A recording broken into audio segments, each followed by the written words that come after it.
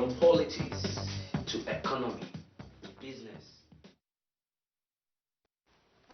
Thank you for joining us on the program today. And the program is Newspunch, coming to you live from Ben Television.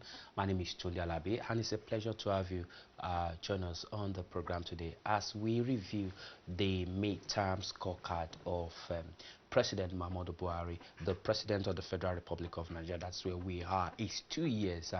It was 2 years on Monday.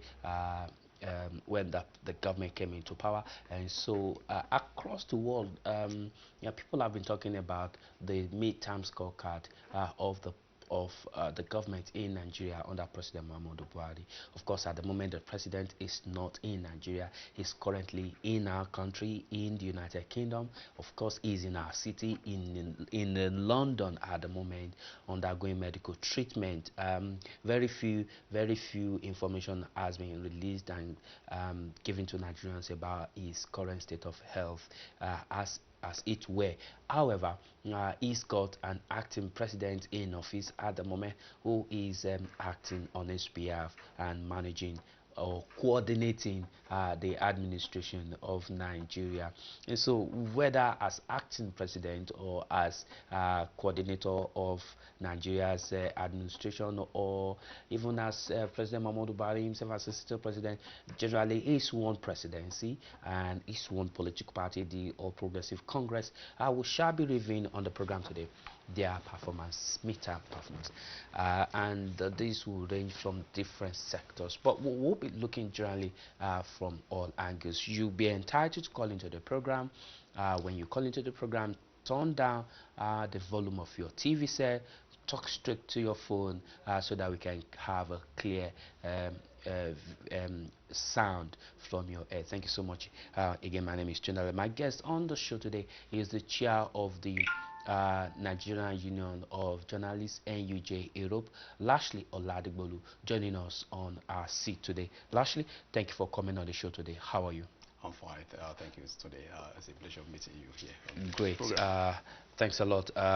Now, 2 years now, the administration of President Muhammadu Buhari.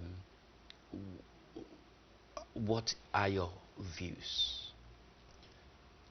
Well, I would say it's so far so good. So far so good.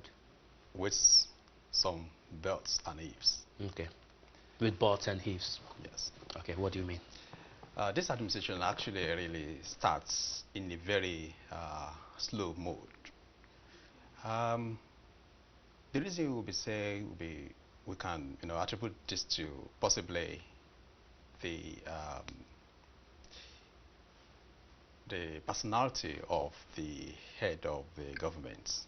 That's President Muhammadu Buhari. President Muhammadu Buhari. And also partly due to political, process that Nigeria itself as a country is going through, which actually is unfolding.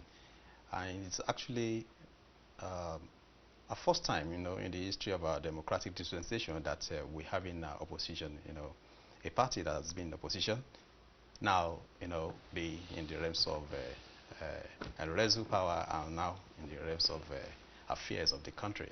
So it's a progress.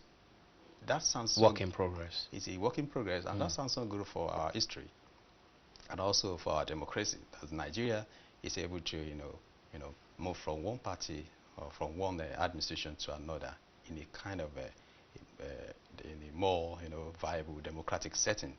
So that's what we say so good, and so far with some kind of buts and ifs. The buts and ifs, as I said, can be referred to is surrounding the personality of the head of the government, and also their political culture that is actually unfolding right now, that we are trying to manifest.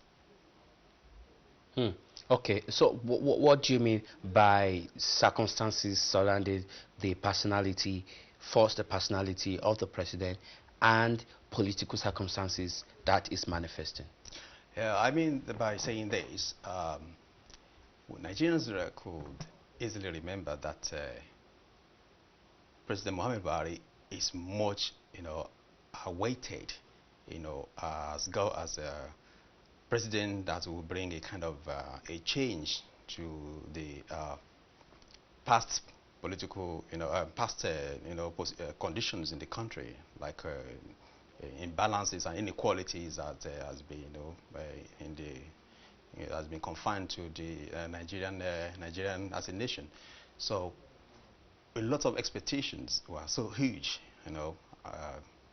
that the coming of the new administration to be headed by head of state rated as most, very honest, and also someone of integrity, that Nigeria will be, this will be a time that Nigeria will actually, move faster and, get into, to get, to be able to attain progress in both in economic and political, affairs of the country. So the expectation was so, so high, so huge for, among Nigerians, that the coming of Mr. President will be, bring about a new change in the governance. So that is it. But it's met with a very slow start, in the starting of the administration, and vis-a-vis that selection or appointment of the executive, or the so-called the cabinet, which was kind of a very slow start, and also, as we could remember, a kind of awful, relationship that's, experience between the legislature arm of government and the executive, even right at the beginning of the, of the administration. That is talking about the election of the Senate President. Yes, that's Okay. exactly, yeah, one of the, yeah. And also, yes, that's exactly the main that has actually brought about a kind of a slow start. So Nigerians were left with a, a period of 6 months, or extending to almost a year, without having Nigerians, not in the know of what the government is doing, or what direction the government is taking them into, with the, going by. How well did that in any way impact on government? Quite a lot of people will say, look, what does it matter whether you have a minister or you don't have ministers? Or some will say, oh, of course you need people to head different political portfolios in different ministries, agencies, or departments of government. How well did that slow start impact today on the country? Well, it actually is a slow start, because at first it actually, bring about a kind of ill confidence among Nigerians, that this administration seem not to have a kind of readiness to go into governance, and by not having executives, or so to say the cabinets in place right at the start of the administration, impacts a lot of negative, effect on the country, because around the time, they say time waits for no man. Going by the, Nigerian as a nation, cannot stand on its own. It has to relate with other nations as well. I mean, we are part of the global village, and also, trades, economic activities, both internationally and even internally. It has to, it depends on if you have, if you get hold of your own economic policies, and you are working, and it's working, and you'll be able to possibly, interact with the other countries as part of the, as Nigeria as part of the global village. So when we do not have a kind of maybe possibly ministers to hold some economic, to direct the economic policies of the country, or to possibly let the country, have that confidence that the economy will be stable, and also that there will be, going by the promises of the party before coming in, that a kind of a radical change will be made, and that Nigerians are going to benefit. So if you do not have the team in place in time to quickly, address and quickly to, get into actions. It's actually slowed down. It's actually really manifested because we could understand that around the time there was economic, there was a kind of a meltdown in the prices of oil prices globally, in which Nigeria is, is playing a very key playing a key role in terms of oil business and our international trade oils as well. So we as Nigeria is, you know is actually, is at disadvantage around the time when there was a kind of upheaval, so to say, in the market, in the oil price, in the global markets. We all knew that in this part of the world, in the Western nations and some other, and even the Arab countries, uh, whatever happens in the oil markets affects us, either here or in the Arab countries or even in the Asia countries, globally anyway. So Nigeria, that depends, solely on the, funds, money from crude oil and, from exporting of crude oil and things like that. It's not been, has not been benefiting around the time, and there's no, people to actually get hold of the situation in time, around the time, to, to quickly come up with the policies, and also working on their policies on how to salvage the country from that impeding problem of crashing the oil price. So that is number one, for a kind of a slow start, due to we did not have a, team, economic team in place around the time for over 6 months, or going to over a year before, and also we also faced with a huge, inflation, high, inflation rates. It jumped from 13% now close to upward to 17.5% at starting time in over the year 2016. If you see the how fluctuating the inflation rate has been, even despite the fact that afterwards, when we have the team in place, Nigeria has the team in place, the struggle between how to maintain this, how to get hold of this economic,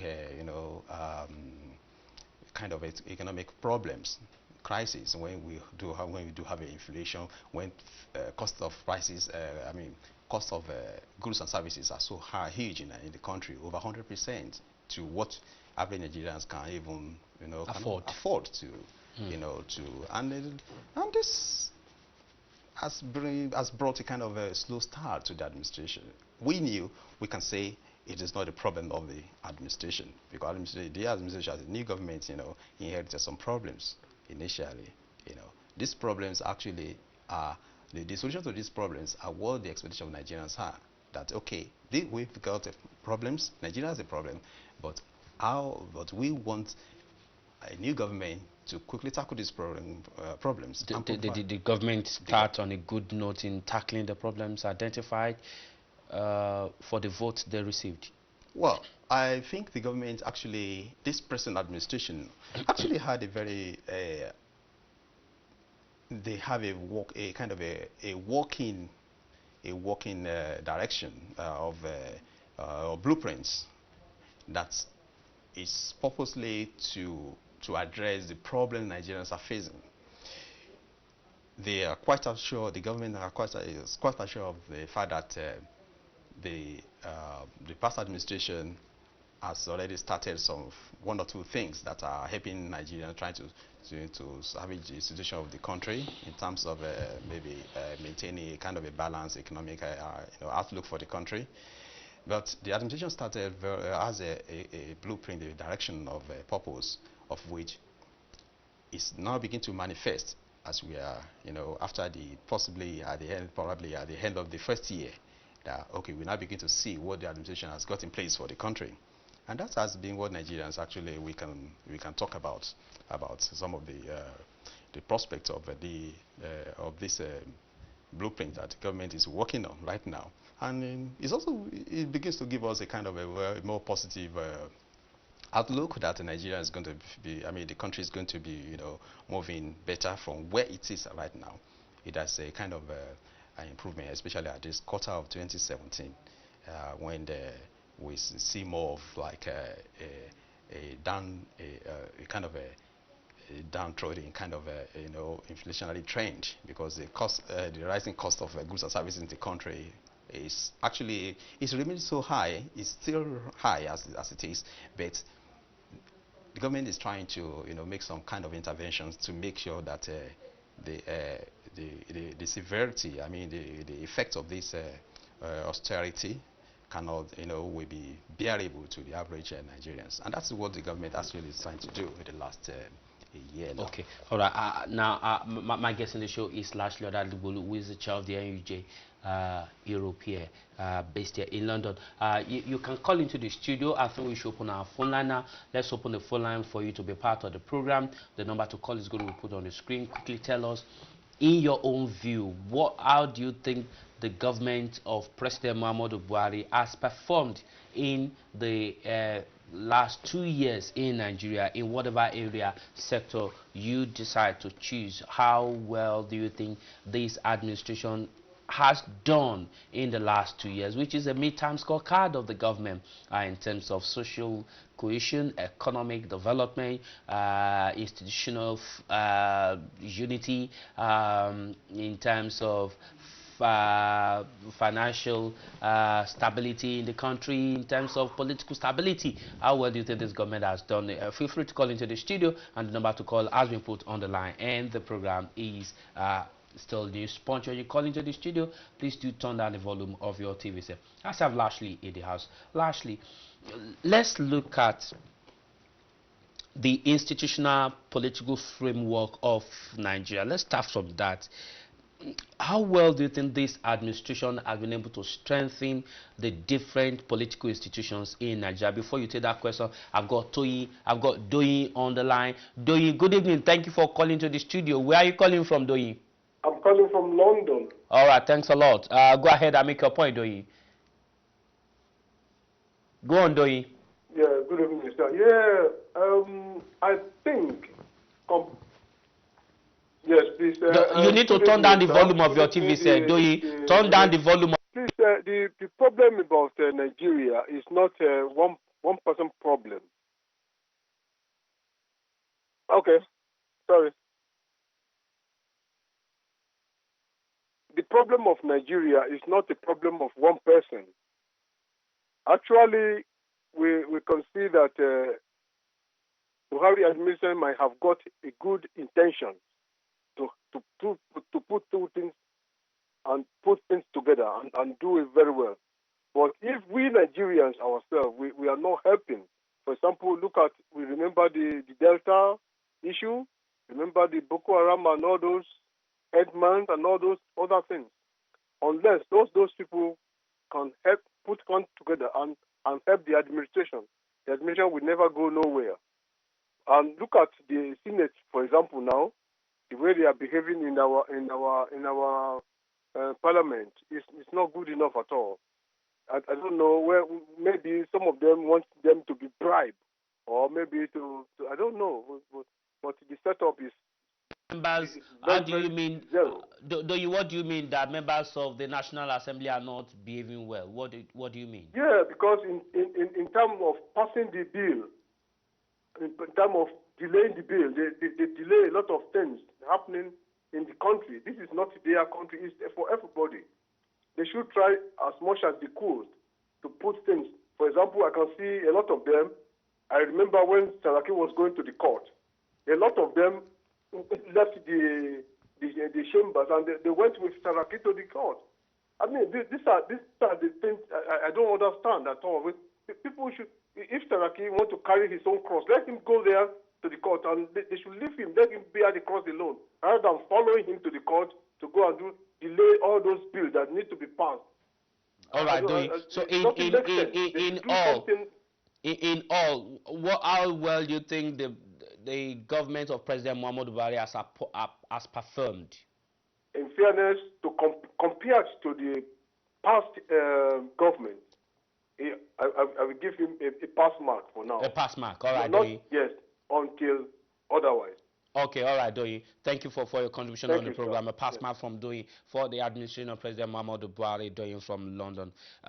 Lastly, I wanted to say to you, ask you, do you, in terms of strengthening the different institutional public institutional framework in Nigeria, do you think this government has done enough, i.e., the relationship between the executive and the legislature, the relationship between the executive and the judiciary, strengthening the structural and functional bonds of different political institutions and framework in Nigeria? How will you rate this administration? Well, I think the government right now is basically the present administration. I think I would rate them as being kind of very balanced, a kind of relationship that's now existing between the institutions, various institutions of the government, like judiciary, legislature, and the executive. The why Balanced. is balanced. Why I say balanced is that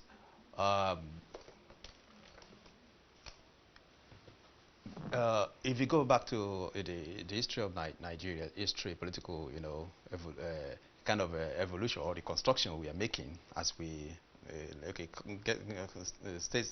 let's get back quickly to starting from 1999 when our democracy actually started. So I mean, this republic. So we will say the relationship between the institutions, judiciary, legislature, they have been so more of like independent. That's where it should be. And that's why it should be. We have not actually have a kind of a log jam, total log jam, because what Nigerians are actually, when we say log jam, is when the institutions are not allowed to be independent on their own. That's where we have a total log jam. Nigeria has not experienced that especially in these political dispensations in the last 15 years now.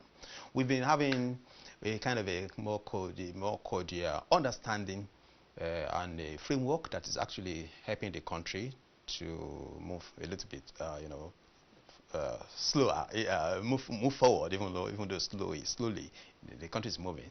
But going by, but there's a particular area of, arms of government that actually we would say is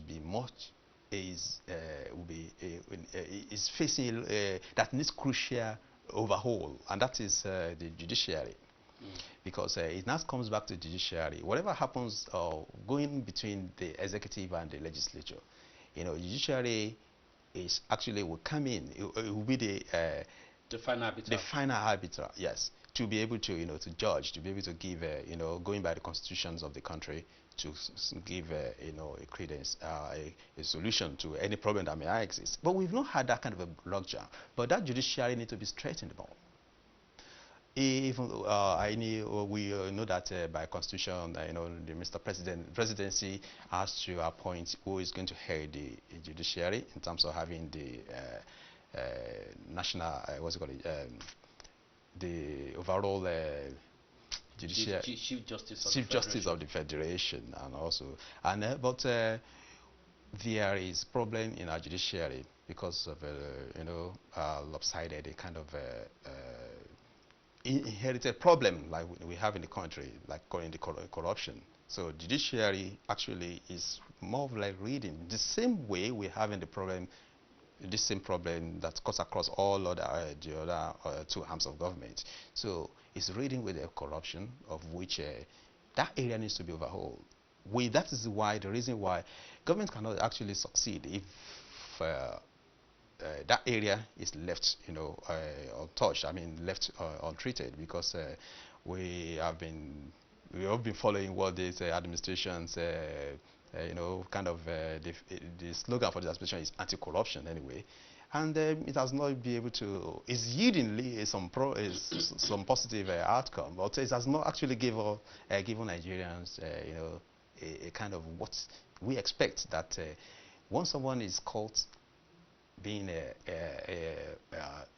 enemy of the state, and someone who is actually embezzling, or siphoning, the money that belongs to the general public, what should be the end of the person is to be jailed, or is to be prosecuted. Sorry, I'm not actually asking. I mean, calling for people to be jailed, but I'm saying to be prosecuted, along, to face the justice. But for them to face the justice, there are a lot of loopholes in that area that many of the so-called people in the government, in various arms of government as well. They actually, riding free. They are absolutely, they have the kind of care of no care to be responsible for to anybody in the country, because they knew possibly that they can go scot-free, because there's no our judiciary has not been able to. So, has this government done anything to correct some of these uh, issues you have noticed in the judiciary or among politicians in recent times in the last 2 years? I think the government is not yet able to do anything on that, because we've been seeing a lot of cases of corruption, hitting the rock, because there's no because these people who have been caught, or who have been alleged to have been embezzled, or involved in corruption. I've not been able to face face the music, because they're just, most of them are actually finding a kind of loopholes in the judicial system to be able to either stall the process of persecution, or trying to outrightly even get this matter out of court or something like that. That is not justice, and that's the areas that this government needs to focus on, especially in the area of judiciary.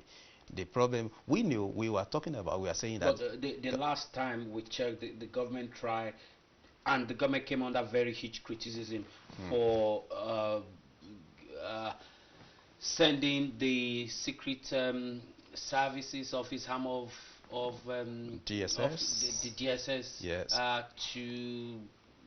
To make arrest of some members of Yeah, the judiciary, but some judges and justices, and they came under criticism for that.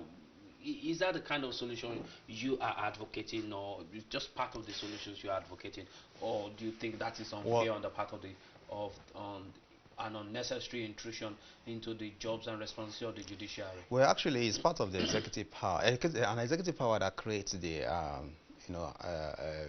commission, or a force, which we know as Secret Services, the DSS, is actually they belong to the executive part of the government, and they are there to enforce laws. They are not just there just to be like a blue, what's it called, a toothless dog. If the federal, But if the government, the constitution establishing the SSS, the Secret Service, yes, or the Department for Secret Service, DSSS, right. has spelled out its job responsibilities, which has to do with um, internal security, um, like intelligence Intelligence, service, internal right. security, and very many people have said that what the DSS did was outside its constitutional responsibility, because that did not have anything to do with intelligence or internal security. Well, let me put it this way: if we said the force, the DSS, the Secret Intelligence, the member of the intelligence cannot act to possibly investigate, or even within the powers given to them to make arrests of any persons, no matter how placed they are in the society. If we do not give them that kind of a powers, or we begin to criticize them for exercising that powers, it amounts to a kind of injustice that we are talking about. So if DSS comes, or the force, be it DSS or the police or the EFCC or whatever, come forward to make arrests, or investigate certain persons or organizations or group of people, or an individual, it's part of the powers rested in them, as Constitution allows them to do. So I think that is, though that method of that we Nigerian experience, we were aware of in the last some few months ago, that some DSS has to go and arrest even some judges, or have to be kind of a judge. Well, if evidences are there, and that the allegation, against such individuals who are actually rated in society as being justices, I think we should allow this to continue. But the problem now, as we say, is the judiciary itself, as a body, as a arm of government, is also, wrangling with a lot of problems, ranging from corruption and also, and a kind of a lackluster attitude to do the right thing. I think to work within their required, rules.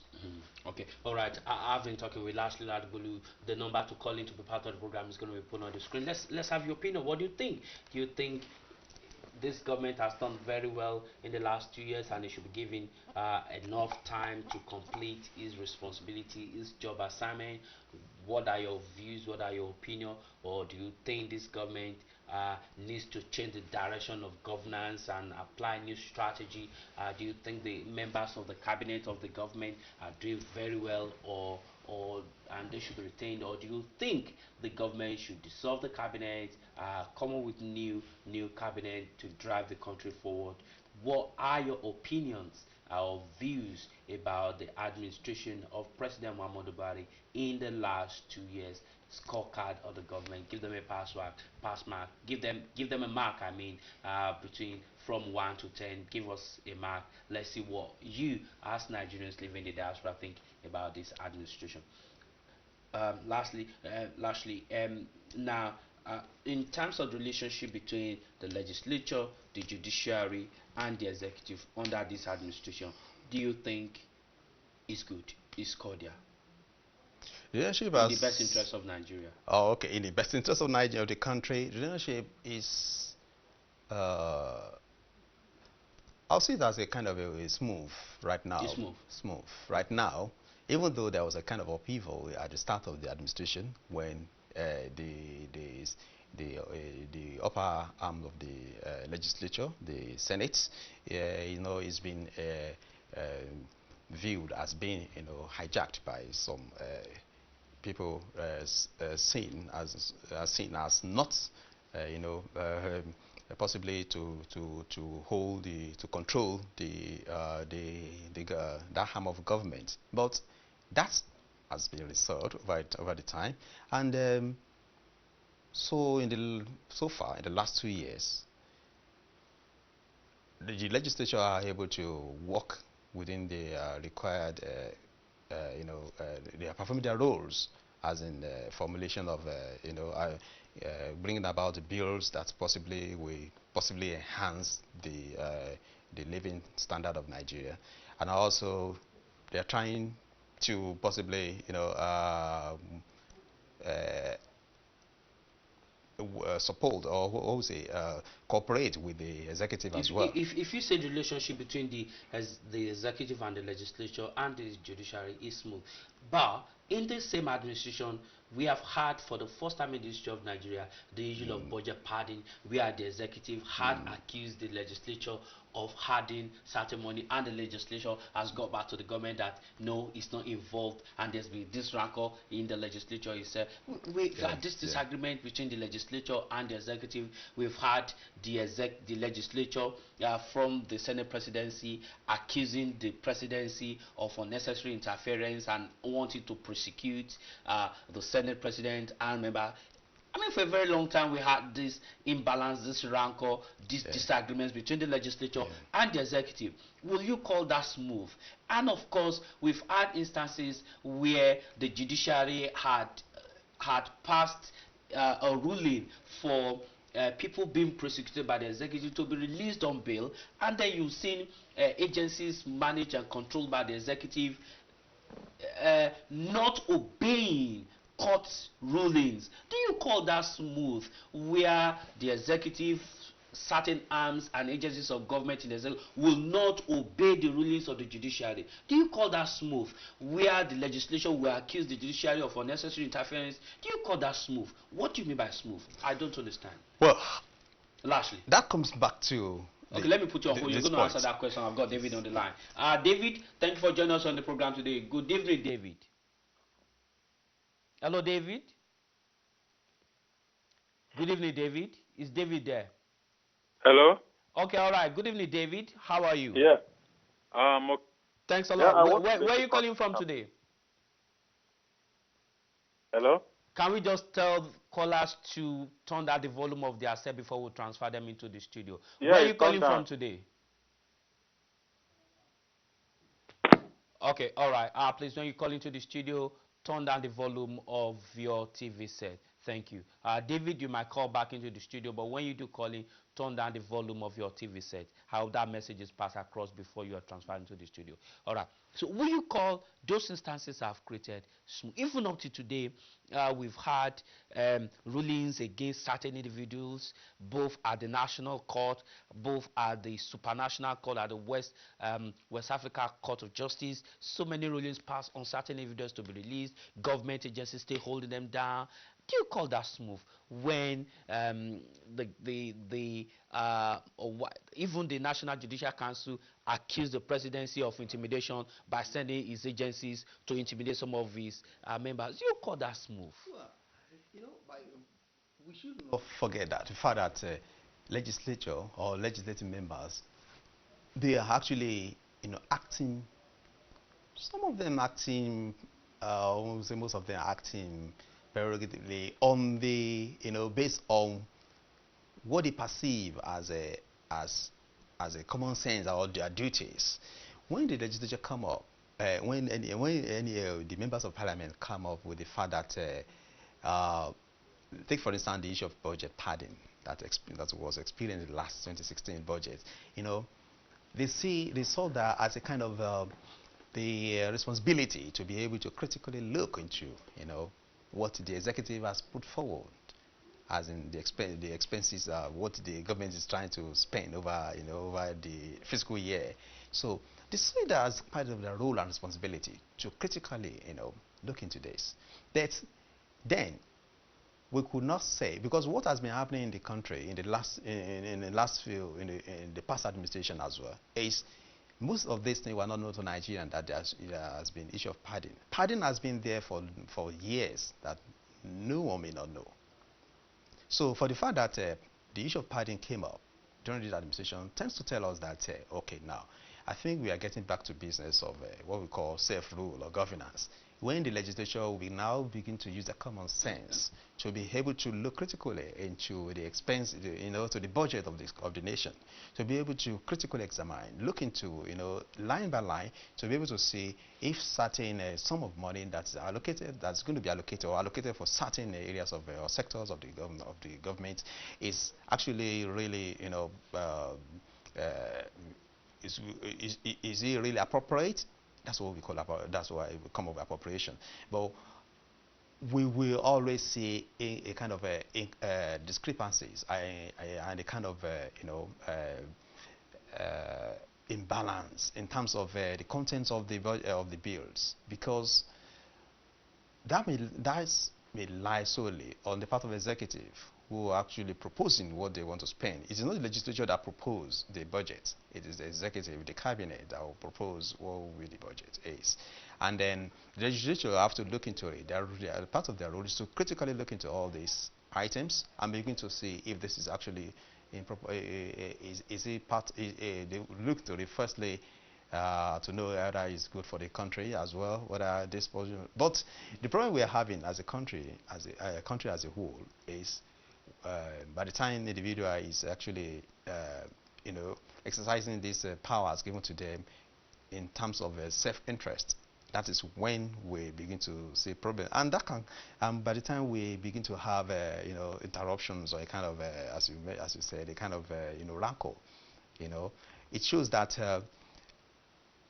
Certain things cannot go through easily through the legislative process by maybe increasing the by budgeting, I mean padding of budget and things like that. So legislators have to kind of and that's Nigerians who are happy around the time to know that, okay, yeah, legislature is actually waking up to their duties now, and that's, well, I mean, that's, after some time past the budgets now. It's being now sent back to the executive and be reviewed again And the executive has to, within his own spheres of power, to be able to look into it. That okay, where does problem lies? Now we now figure out that a lot of things are going on, like a budget, allocated to develop MDAs in the ministry and the departments of MDAs we have in the country. Actually, most of the budgets are actually overrated, kind of padded, and even if not padded, most of the money that goes to different ministries and the corporations are actually they are not implementing most of these things. They are not implementing the kind of set objectives or projects set for within the project within the budget. So that's the reason why we could say that we can give credit to this to the head of administration. I mean President Mohamed Buhari, for making kind of overhaul in the and ensuring that he does not make a kind of does not repeat the same by kind of changing certain people in different ministries. We all knew that around the time there was a number of changes in the appointment and kind of a reappointment, and also transfer of certain heads of the parastatals to certain other areas. Some who were actually has to go. That shows that legislature has pushed them to be able to look into this. But the problem we still have with this administration, to scold this administration, is especially in terms of the highly rated anti-corruption crusade, is below average, I would say, in that terms of corruption, because most of the people who have been caught, especially people who are being in the civil service or be it in private sector as well, or being especially in the public corporation as well, we are yet to see more of these people being prosecuted, and it tells us that the corruption, even though the country is actually is really wrestling in the waters of corruption, and that's still there, because it's only. But what about the executive's relationship with the judiciary? With the judiciary, Cordial, smooth, as you said. well, the Based thing on is, a couple of other, each one discharging responsibility, but one trying to override their powers and responsibility. yeah, the fact that the judiciary is more, it has to be a watchdog. Also, we have to protect the judiciary to be more independent, as much as allowed. So judiciary has been so much, been kind of not having a close relationship, togetherness with the executive, because judiciary seems to be a kind of extended. It looks like a separate arms of government, because most of the rancors we see is between legislature and judiciary, and so executive and the legislature. But the judiciary, which actually will be the hope of the last man, or the last hope of the common man, is actually left unperturbed. I mean, because this administration has not figured out how it can actually overhaul this, this arm of government. And each time there will be a lot of problem when the executive is trying to execute some of its directions of a policy, especially when it comes to anti-corruption. The judiciary will not be able to help them to be able to prosecute properly, because the judiciary is a kind of endemic kind of corruption. It's still there, which most of them know are well known, and judges or people that we know, they can tell that they keep saying that the judiciary needs to be overhauled. They need a kind of but that does not mean we have to give that independence away. Independence of judiciary away to possibly to them. They have to act on their own, but it needs a kind of judicial service commission that's actually acting as a watchdog over this. But they need to step up on how to overhaul that, because it is not executive to overhaul it is not the powers of executive to critically look into judicial system. Judicial system. This also can be done through the legislature. The legislature can come up with having to look into our judicial system as well. As part of the oversight responsibility. Yes, to ask them about our judicial system. But the problem we have is most people, even the legislature, like I said, if most of them put self-interest forward. So Or some of them are having cases they even may have before some of the judges most of them, themselves. yeah, like we can tell, most of the people actually in the legislature are having pending cases with the EFCC, or some of them stalled cases in the with the EFCC, and they are actually represent the people in the legislature. So how do you expect them to, take a kind of oversight Overside responsibility in the in the judiciary. judiciary? Okay, That's the quickly, problem. as we count down to the end of the program, probably we might have one or two more calls before the end of the program. In terms of economic performance, economic indices towards good Right. governance, how will you rate this administration and why? Oh, okay. Yeah. Going by the socio-economic policies of this administration, I think this government inherited problems of economic. How do you mean inherited problem? The problem, Under the last administration, this yeah, Nigeria's economy was rated to be #1 in Africa, above the South Africa. yeah. Now it's now below South Africa. How do you mean inherited economic problems? Economic problem inherited was not caused actually largely. We would say it's not caused largely by this administration, because they come on board only to see the problem. The problems I'm referring to is in terms of inflow of revenues that the administration needs to work on, and that's as you can recall, Nigeria, we depend solely on export of oil, and there's a global problem there, a turbulence in the oil market then, and when the per barrel cost of of oil then was about $57. But when the administration came on board, it was it shot down to about 37 to 40, below 40, and everyone knows that this is going to affect the countries like Nigeria and a few other oil-dependent countries, oil-producing countries, who largely, because there was a oil glut. That's the cause for that. So that's actually the problem. But as that problem it is, this administration actually, they could not actually, deny the fact that there's some a kind of reserve, in place that the last administration left for this administration. But that is but the amount of reserve does not justify the kind of what they should meet on board when they come on board. But the administration now, take on board itself to be able to look into these areas and begin to figure out, okay, they came on board when things are not really as rosy as it was, and they have to come up with their own kind of a direction of policies that will possibly alleviate or make things better. But going by the World Bank,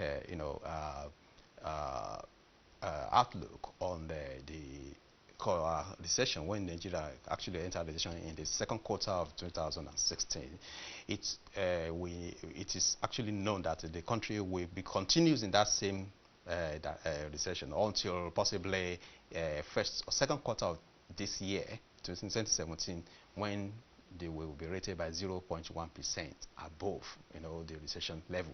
That will give us a kind of a positive outlook that the country will begin to get things, begin to gain because anyway, the prices of oil per barrel has actually increased to coming back to normal, as now around 50, between 48 and 50 right now. So that shows that now the country now, but going by this, the administration has not really, faint from his promises of trying to alleviate, the problem, the condition of especially the masses. We should talk about more of the masses, how people, socioeconomic. When we talk of socioeconomic policies of the government, we are talking about how does it affect every common man. We have been told by this administration, we all knew about this, what's it called, the National Economic Recovery Growth, which the government, reintroduced lately only some few months ago. And that can tell you that it is kind of a slow start. If you look into this economic growth plan, it shows that, okay, well, it's actually well put together for the country to be able to amass and to get stronger in terms of economic indices, in terms of making planning for the country, both short-term and long-term planning, and how to build, bridge the gap between the average Nigerians and also the world today, the country. So the government, I think, they are trying their little best, especially when they come with this issue of SIP, social safety nets, which the country call as, which they, from the presidency trying to, give kind of elevation, kind of to some people. They introduced this Power. They introduced this, of which we expect 1 million, Nigerian youths to benefit from it, even though about 200,000 of Nigerian youths actually are part of this program. Only 160,000 of it has been benefiting so far. I'm afraid we need to stop the program here. So we've been looking at the scorecard of the President Muhammadu Buhari administration in the last 2 years. We'll continue from this. From here next week Wednesday, when we'll bring in another guest on the show to join us on the program to look at how this government has performed. If you do have any contribution, you can send us an email. We'll be very happy to go through your email ahead of this program. It's been a pleasure to have you join us on the program today. My name is Tunde Alabi. Lastly, Adegbulu, thank you for joining us on the show today. It's a real pleasure having to talk to our people this time. All Thank right. you very much. All right, enjoy the rest of your evening. Bye.